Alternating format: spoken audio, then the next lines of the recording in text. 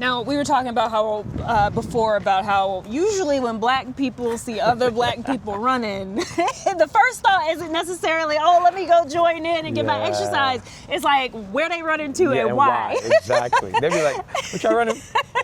Everyone knows about the Boston Marathon, but did you know there's another marathon that takes place all through the city of Boston? We're here in Malcolm X Park in Roxbury to check it out. I love this race. 2622 is the best marathon in Boston and half marathon as well. The only marathon that runs through Boston fully, yes. It really has been so beautiful to have a race that goes through the communities that we represent, that we embody, that we love and care about. And you know, it starts with running, but it's so much more than that. Being able to run through the neighborhoods, see people that look like us, see the vibrancy that already exists in these neighborhoods. You know, we had the Boston Marathon that happens every single year, biggest marathon in the country. However, it doesn't really come through this part of Boston, and only a piece of it is in a certain part of Boston. So to be a part of this one, to be able to experience the full vibrancy of the city, really doesn't mean something, it means a lot. What is 26 Point True and how did it come to be? 26 Point True is a marathon that is run within the city limits, Boston city limits. It's the only permitted marathon that runs within the city. Well, the 26 Point True marathon starts and ends in Malcolm X Park right here in Roxbury. Then it goes through Jamaica Plain, Roxbury, Dorchester, and Mattapan.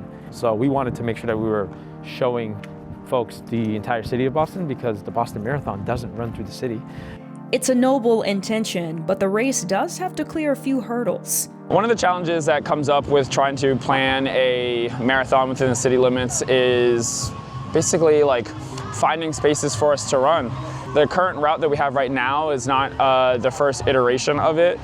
We actually had a route that went through all the neighborhoods of Boston to really pull everything together. But then through politics, red tape, dare I say redlining, who knows, they sort of have pushed us, into this corner here where we do feel at home. This is very much like our community. But it's a challenge to make sure that we're working with the police. The larger that this race gets, the more politics comes into play. And running in these communities makes these Bostonians feel at home. I think it's just all about just being in a space where you just don't have to explain who you are and why we have to be. To be in a space where you're running along a lawyer, an entrepreneur, a teacher, all these men that I meet, all these individuals that I meet in this community through PRC, I doubt that I would meet them in my day-to-day living in Boston. I'm just so used to being the only one in all the spaces that I'm in, and to be able to be in this community and meet another level, another expansion of Boston really is something that's invaluable, so I don't take it for granted. The marathon is this huge day for Boston, right? From Hopkinton to Boston, and there are a lot of communities that get to see it come through there, but not so much the ones you're talking about. Yeah, exactly, yeah. So if there's this, for us, it's like, I started the Pioneers Run Crew because I wanted to bring running to Dorchester, to Roxbury. I wanted to normalize running in our communities. Then a big event like the Boston Marathon, which is supposed to, in name, represent the city of Boston, doesn't ever leave past the Back Bay. And so think about all that money that comes into the city for that weekend. It never leaves the Back Bay. And so never sees these communities. It never sees these communities. No, I wouldn't say it's intentional. I think they're intentionally not going to change it. In a city where Black-owned businesses have far less access to capital, that absence of an economic boom is felt, but the pride is plentiful. Think about our neighborhoods here of Roxbury, Dorchester, Mattapan. I think about Blue Hill Ave. I think about the local businesses out there.